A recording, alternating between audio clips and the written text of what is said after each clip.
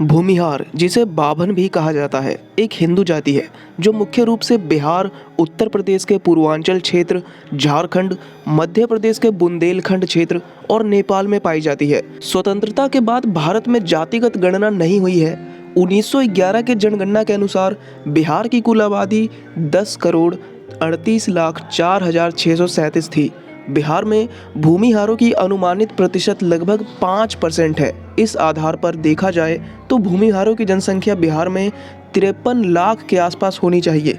इसके अलावा उत्तर प्रदेश, मध्य प्रदेश, झारखंड और पश्चिम बंगाल में भी भूमिहारों की ठीक ठाक आबादी है। तो आइए इस वीडियो में जानते हैं भूमिहारों के इतिहास के बारे में।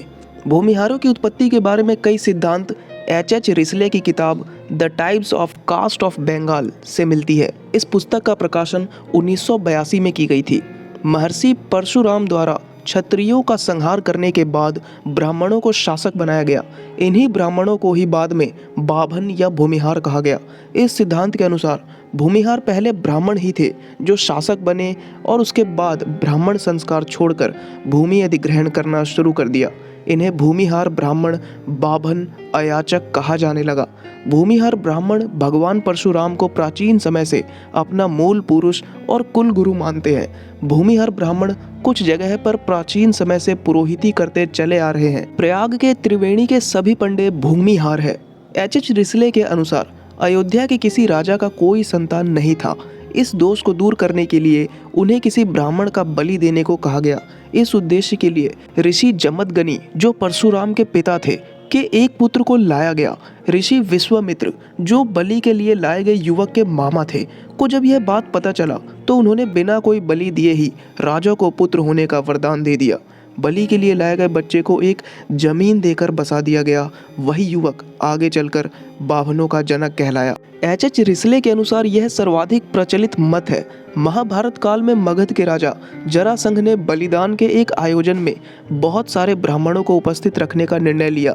जरासंध ने अपने मंत्री को आदेश दिया कि कम से कम 1 लाख ब्राह्मणों की उपस्थिति रखा जाए। जरासंध के मंत्री ने बहुत प्रयास किया पर इतनी संख्या जुटाने में वह सफल नहीं हो सके। उन्होंने छोटी जातियों के लोगों को ब्राह्मणों के वेश में बुला लिया, पर जरासंध समझ गए कि यह असली ब्राह्मण नहीं है।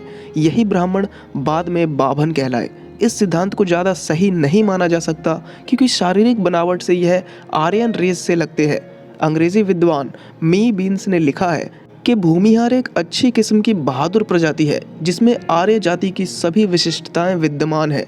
ये स्वभाव से निर्भीक और हावी होने वाले होते हैं। ब्राह्मण और भूमिहार दोनों ब्राह्मण समुदाय के अंग है। भूमिहार लोगों ने पारंपरिक पूजा पाठ करना और भिक्षा लेना छोड़ दिया। वो जमींदारी और कृषि कार्य में जुट गए, जो कि आम भिक्षा लेने वाले ब्राह्मण नहीं करते थे। बड़े जमींदार भूमिहार ब्राह्मणों ने खुद को इससे अलग कर दिया।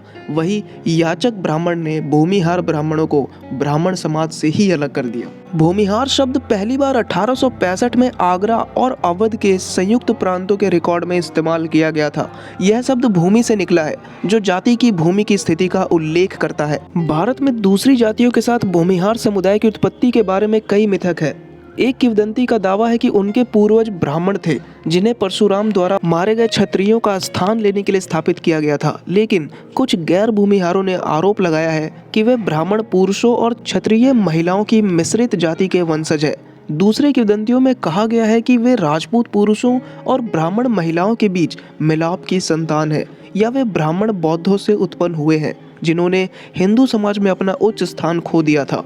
भूमिहार स्वयं संकरता या गिरी हुई स्थिति वाले इन आख्यानों को नापसंद करते हैं और शुद्ध ब्राह्मण होने का दावा करते हैं।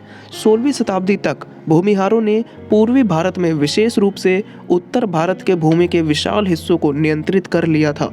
18वीं शताब्दी के उत्तरार्ध में बिहारी राजपूतों के साथ उन्होंने खुद को इस क्षेत्र में सबसे प्रमुख जमींदारों के रूप में स्थापित भी किया था। भूमिहार ब्राह्मणों के वंशज होने का दावा करते हैं। हालांकि दूसरे समुदायों ने उन्हें ब्राह्मणों का स्थान नहीं दिया क्योंकि उनमें से अधिकांश ब्रिटिश राज के दौरान किसान थे। भूमिहार शब्द का अर्थ संस्कृत व्याकरण के अनुसार भूमि हरने वाला या छीनने वाला होता है, या भूमि को हार यानी माला के समान गले लगाने वाला है। इन दोनों ही अर्थ के अनुसार वे वास्तव में भूमि से बहुत प्रेम करते हैं। जमीन की प्राप्ति या रक्षा करने के लिए वे कुछ भी करने को तैयार रहते हैं।